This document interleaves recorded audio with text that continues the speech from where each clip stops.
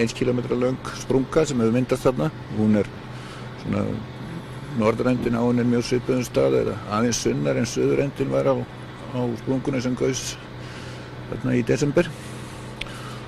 Og sprungan liggur í gegnum varnargarðana sem búið að gera.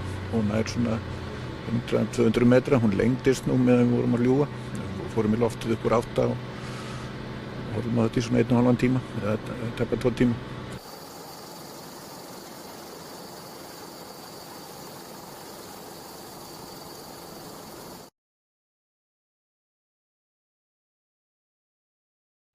Bara erfitt að segja, við bara erum að sjá hlutina gerast núna og bara sýnir að kvika liggur mjög grunnt. Full ástæða auðvitað til að rýma í nótt og hlutinni bara gerast hratt og þetta hraun mun því miður flæða hratt í átt að nyrstu byggð í Grindavik.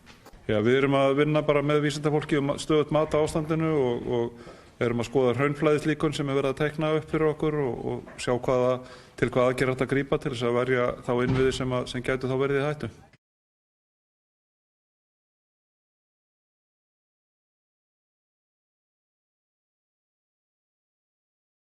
Thanks for watching. Stay updated about breaking news and top stories on the NBC News app or follow us on social media.